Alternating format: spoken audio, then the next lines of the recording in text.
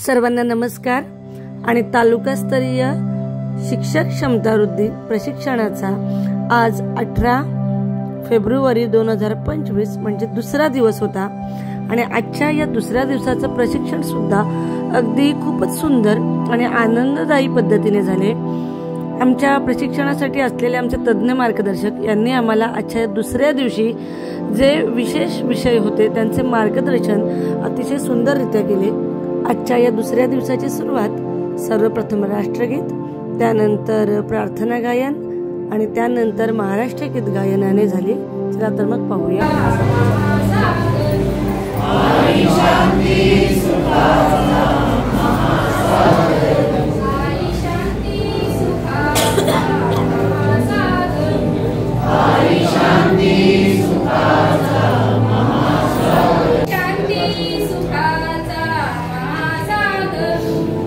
अशा प्रकारे आजच्या दुसऱ्या दिवसाला सुरुवात झाली आणि त्यानंतर मात्र पहिल्या दिवशी जे जे काही शिकवले होते त्याची उजळणी करून दुसऱ्या दिवसाची सुरुवात झाली। अभ्यासक्रम आणि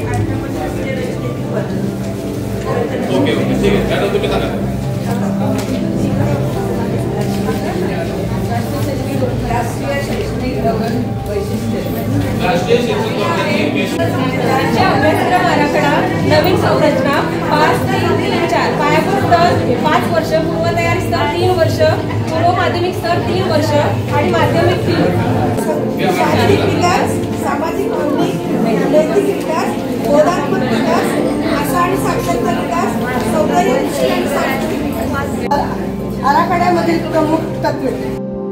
आणि अशा प्रकारे पहिल्या दिवसाचं अध्यापन याची उजळणी झाल्यानंतर मात्र आजच्या दुसऱ्या दिवसाच्या पहिल्या तासिकेला सुरुवात झाली आणि खरंच आज दुसऱ्या दिवशी सुद्धा जे वेगवेगळे विषय हाताळले गेले होते त्यांची अगदी अभ्यासपूर्ण अशी तज्ञ मार्गदर्शकांनी आम्हाला माहिती दिली की ज्याचा उपयोग आम्हाला नक्कीच पुढे अध्यापनामध्ये त्याचबरोबर आमच्या शाळेमध्ये गेल्यानंतर नक्कीच होणार आहे।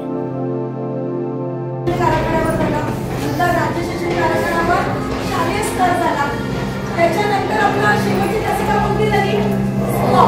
आता स्कॉपच्या आज एक स्कॉपच्या 2 तासिका असणार आहेत, त्याच्यात स्कॉप एक पूर्ण होईल म्हणजे एनईपी नंतर स्कॉपची माहिती आपण बघून घेतोय।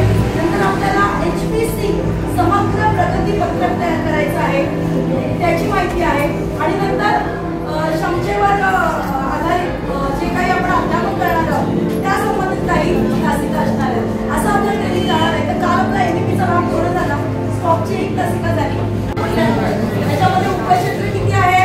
12, त्याच्या संबंधित माहिती किती आहे? माहिती करण्याच्या आधी सर्व मुख्याध्यापकांनी आणि आपण मार्गात गेल्यानंतर आपण कसं त्याचा पुरावा सादर करणार मग नक्की काय आहे हे समजून घ्यायचं आहे। इथे आपण उदाहरणादाखल एका माणसाच्या बद्दल माहिती घेणार आहोत, वर्णन सुद्धा समजून घेणार आहोत। विद्यार्थ्यांमध्ये रोजगार क्षमता आणि औद्योगिक कौशल्य विकसित करते। 1.3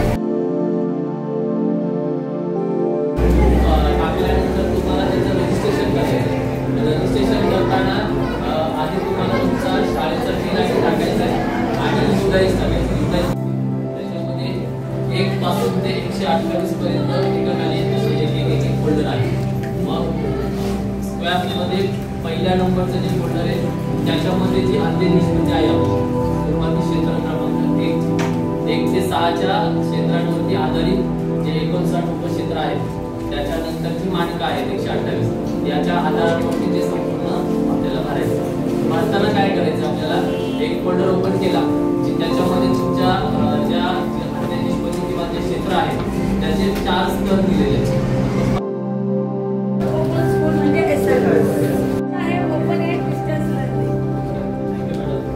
सहावी ते 8वी पर्यंत, माध्यमिक 14 ते 18 वयोगट, 9वी ते 12वी पर्यंत। आपल्या शाळेच्या सगळ्या शिक्षकांसोबत सुवाच्य असा आणि सुस्पष्ट असा संवाद आपल्याला साधायचा आहे। तर ते करत असताना काय करायचं तुम्हाला निर्धारकास शालेय गुणवत्ता मापनासाठी आवश्यक इलेक्ट्रॉनिक स्वरूपात ही माहिती प्रदान केली जावी।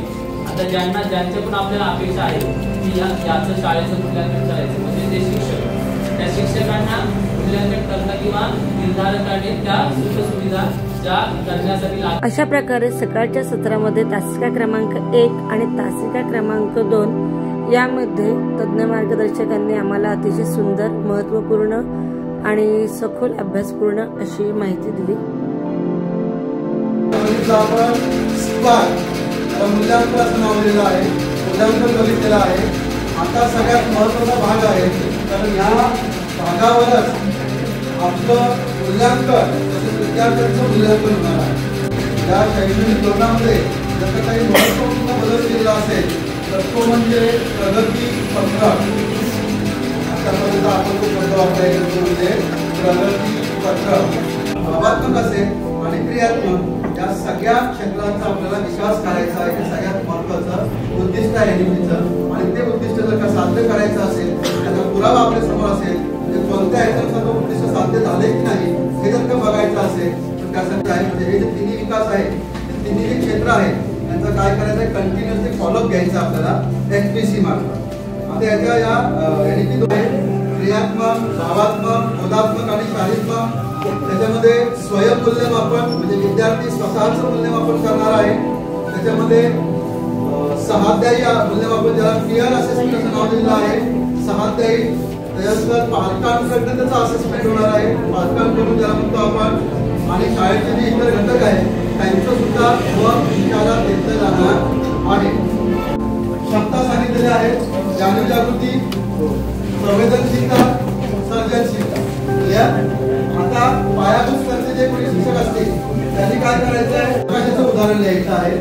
संवेदनशीलता तसंच आहे, प्रवाह, पर्वत, आकाश. सर्जनशीलता सेम. आता स्तर बदलले बघा. तुला 20 रुपये देतो आणि मला एकच कप पाहिजे, मला परत किती देशील? तेव्हा त्याने सांगितलं सर 15 रुपये देईल. म्हणजे अर्थातच तो विद्यार्थी आकाश स्तरावर नाव वेगळं दिलेलं आहे. काढून झालं तर काही नाही, त्याला नाव दिलेलं आहे रुब्रिक्स. म्हणजेच काय, क्रायटेरिया, मूल्यांकनाची साधने ज्याला म्हणतो आपण. म्हणजे रुब्रिक्स म्हणजे निकषांचा वर्णनात्मक संच. जी निकष आपण वापरणार आहोत त्यांचा वर्णनात्मक संच म्हणजेच काय का रुब्रिक्स. मग आता आपण बघा प्रवाह, पर्वत आणि आकाश हे 3 स्तर बघितले. प्रारंभिक, प्रवीण आणि प्रगत हे 3 स्तर बघितले. या संदर्भात कोणाला रुब्रिक्स काही सांगता येतील का? आपण सगळ्यांनी उदाहरणं तयार केली आहे. त्या आधारे कोणाला रुब्रिक्स म्हणजे काय? एकूण किती आहेत जे आपले 5, 3, 3, 4चा गणित केलेला आहे. त्याचप्रमाणे या सर्व स्तरांसाठी समग्र प्रगतीपत्रक तयार करण्यात आलेले आहे.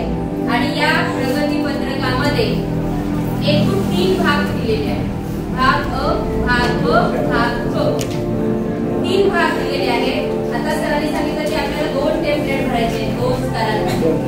आपण याआधी पण ठरत होतो, एका प्रगतीपत्रकामध्ये आपण 2 भाग करत होतो ना, पहिल्या सत्राचं आणि दुसऱ्या सत्राचं. म्हणजे 2 टेम्पलेट आपण करतच होतो. आणि त्या प्रगतीपत्रकामध्ये काय करत होतो, फक्त विशेष नोंद करत होतो. सगळ्या नोंदी आपल्या दुसऱ्या रजिस्टरमध्ये असतात. मातृभाषा, शिक्षणाचे माध्यम, भौगोलिक क्षेत्र आणि पालकांची माहिती. हा भाग अ आहे. हा आपण कशामध्ये भरत होता, एकूण किती आहेत जे आपले 5, 3, 3, 4चा गणित केलेला आहे. त्याचप्रमाणे या सर्व स्तरांसाठी समग्र प्रगतीपत्रक तयार करण्यात आलेले आहे. आणि या प्रगतीपत्रकामध्ये एकूण 3 भाग दिलेले आहेत. भाग अ, भाग ब, भाग क.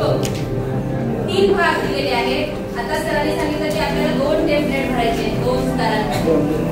आपण याआधी पण ठरत होतो, एका प्रगतीपत्रकामध्ये आपण 2 भाग करत होतो ना, पहिल्या सत्राचं आणि दुसऱ्या सत्राचं. म्हणजे 2 टेम्पलेट आपण करतच होतो. आणि त्या प्रगतीपत्रकामध्ये काय करत होतो, फक्त विशेष नोंद करत होतो. सगळ्या नोंदी आपल्या दुसऱ्या रजिस्टरमध्ये असतात. मातृभाषा, शिक्षणाचे माध्यम, भौगोलिक क्षेत्र आणि पालकांची माहिती. हा भाग अ आहे. हा आपण कशामध्ये भरत होतो, म्हणजे काहीतरी वेगळे उपक्रम आपल्याची गरज नाही. आपल्या इथे आल्यानंतर ते करत नाही. मग पालकांना त्याची कल्पना. आणि अशा प्रकारे दुसऱ्या दिवशी चर्चात्मक पद्धतीने सुंदर असे मार्गदर्शन झाले आणि शेवटी वंदे मातरम या राष्ट्रीय गीताने आजच्या या दुसऱ्या दिवसाची सांगता झाली. धन्यवाद.